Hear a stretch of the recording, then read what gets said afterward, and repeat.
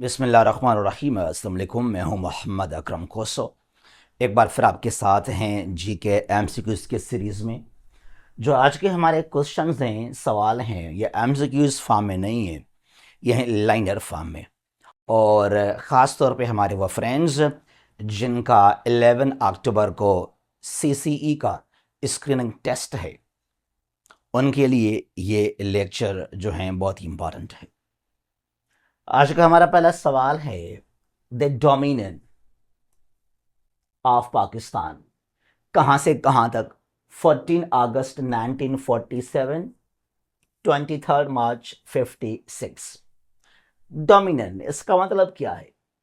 यानी कि आप आजाद तो हो गए, you got independence, still there is influence of colonial power.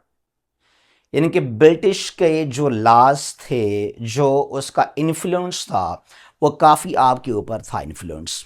और जब पाकिस्तान ने फर्स्ट आइन दिया खुद को 23 मार्च 56, तो फिर पाकिस्तान यहाँ से बन गया इस्लामिक रिपब्लिक ऑफ पाकिस्तान। ठीक है जी। जिस तरह इंडिया की बात करेंगे तो इंडिया 15 अगस्त 47 से लेकर 26 जनवरी 1950 तक, जब तक इंडिया ने खुद को अपना आइन दिया, ठीक है जी, तो तब तक इंडिया क्या था? Dominant of India. ठीक है जी। अच्छा, दारुल उलूम, दारुल उलूम देवबंद, तहरीक देवबंद सुना होगा। यह देवबंद शहर है यूपी उत्तर प्रदेश का। was established on 30 May 1866, after the war of independence, after the Indian mutiny, यानी कि 1857।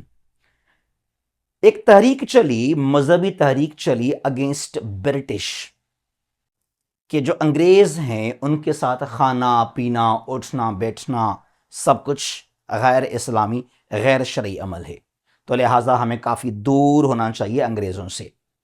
तहरीक देवबंद कहलाता है ये। ठीक है जी।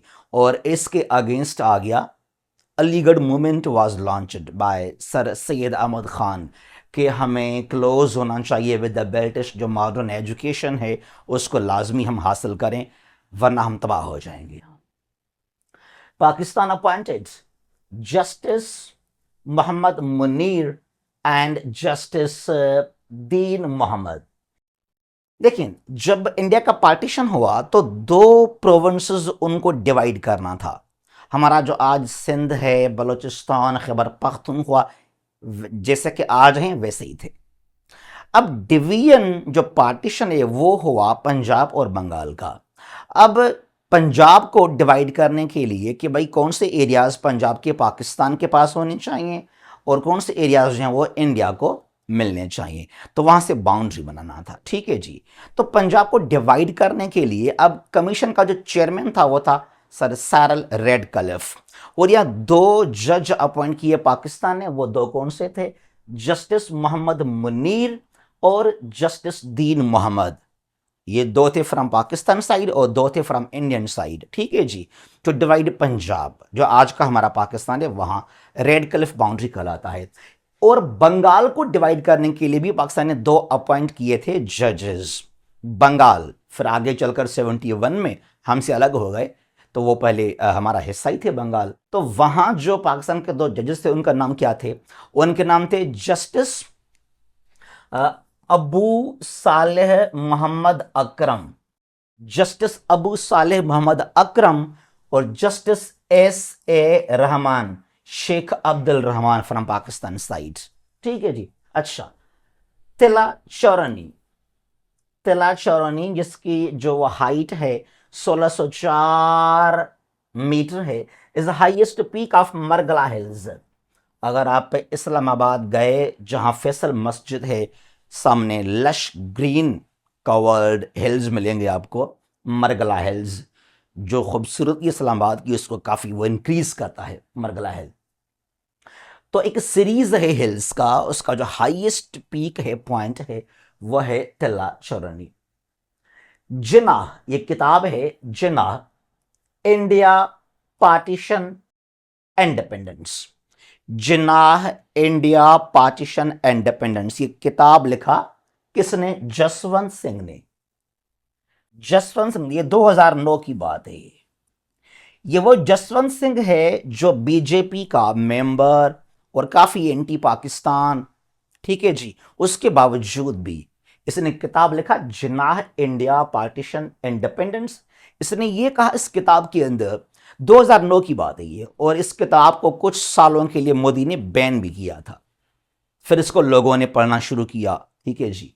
अच्छा, तो ये कहते हैं जसवंत सिंह के जिन्ना जो है वो पाकिस्तान का सिर्फ नहीं बल्कि इंडिया का भी फाउंडिंग फादर है। ब्रिटिश को, अंग्रेजों को यहां से जिन्ना ने बाहर निकाला, फोर्स किया, मजबूर किया कि आप इंडिया को छोड़कर चले जाएं। यानी कि अगर जिन्ना ना होते आज भी ब्रिटिश का कब्जा होता यहां बड़े सगीर के अंदर। तो कहने का मतलब यह है कि अकॉर्डिंग टू जसवंत सिंह, जो गांधी है, जो नेहरू है, उनका इतना रोल नहीं है, जिन्ना का बहुत बड़ा रोल है पाकिस्तान को और इंडिया को आजाद करने के लिए। बहुत बड़ी तारीफ की जिन्ना की यहां पे जसवंत सिंह ने। UNWTO, United Nations World Tourism Organization, इसका हेडक्वार्टर कहां पर है? इट वर्क्स फॉर टूरिज्म, ठीक है जी। कहां पर है? Madrid. Where is Madrid?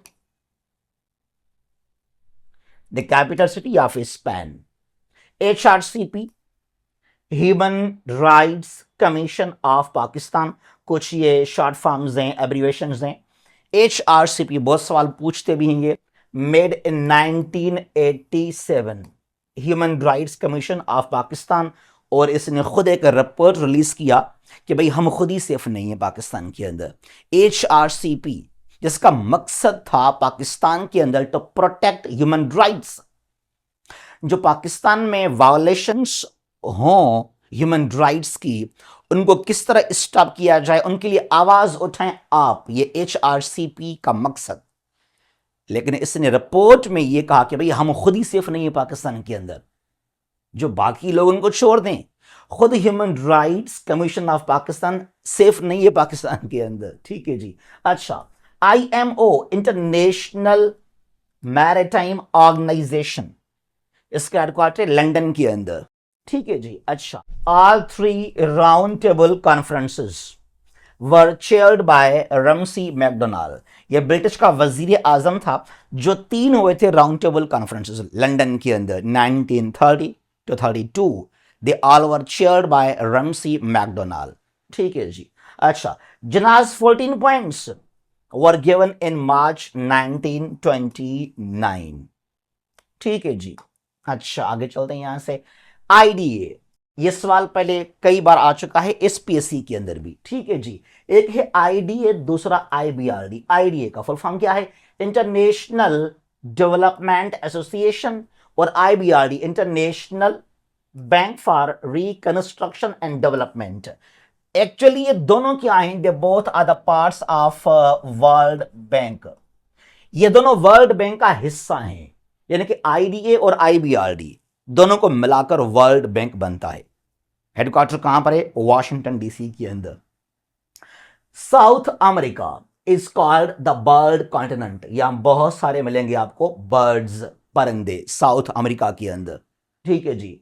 The Pacific Ocean covers 46% of water surface and 32% of the earth surface.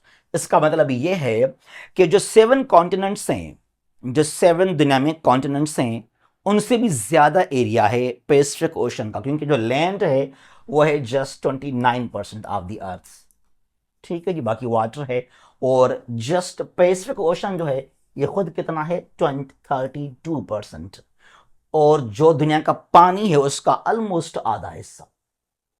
On 13 June 2025, Israel launched Operation Rising Line against Iran by attacking Natanz nuclear site।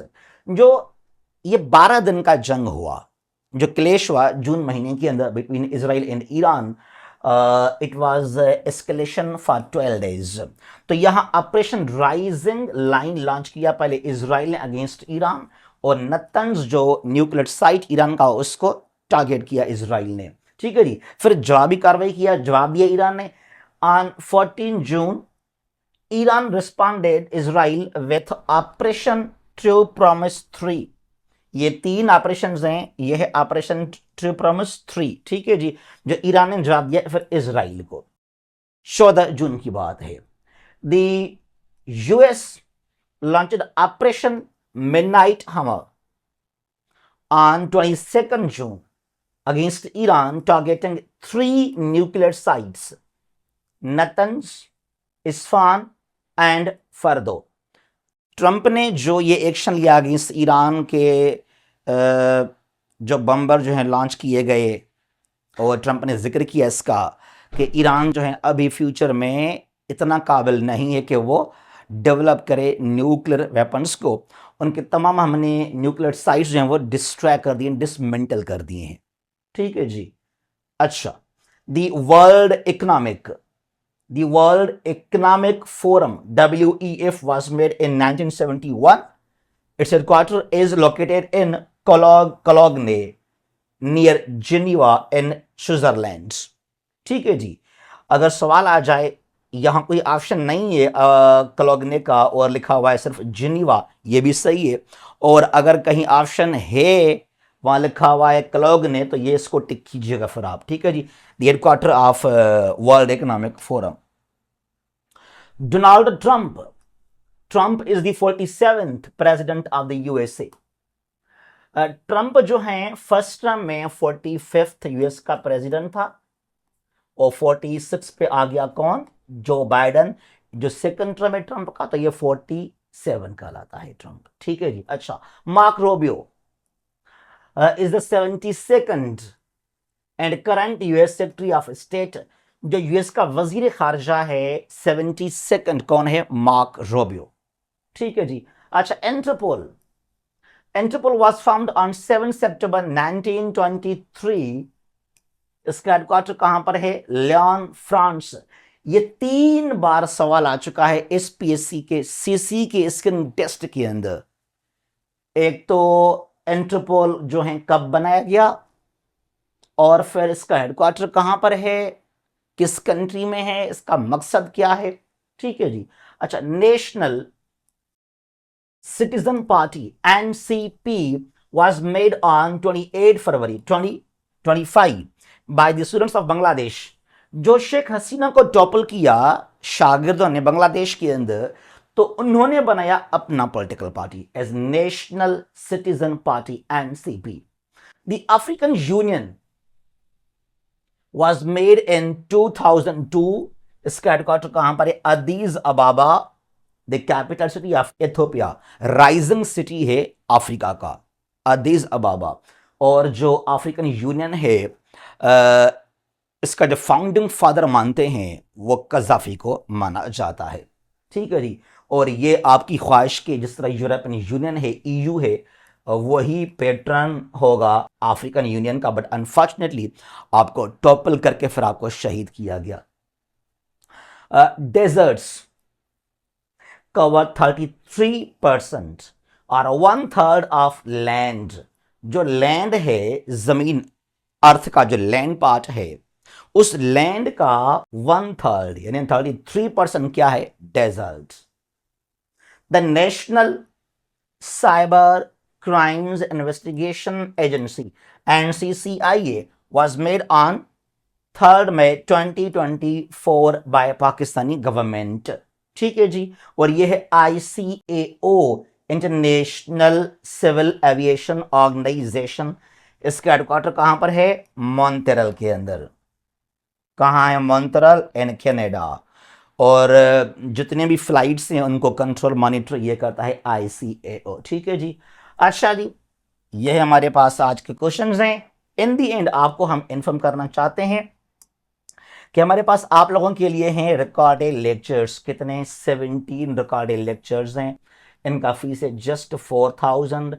चाहे CC का screening test है, चाहे CSS का MPT है, या कोई भी आपका 1 पेपर का टेस्ट है, सबके लिए बहुत इंपॉर्टेंट नहीं है। ये हमारा सिलेबस है, world map and geography, current affairs, Pakistan affairs, Indo Pakistan history, everyday science, world history, IQ reasoning, ठीक है जी। और जो है ये हमारा व्हाट्सएप नंबर है 034195988899। जहां भी हैं खुश रहें, महफूज रहें। अल्लाह हाफिज।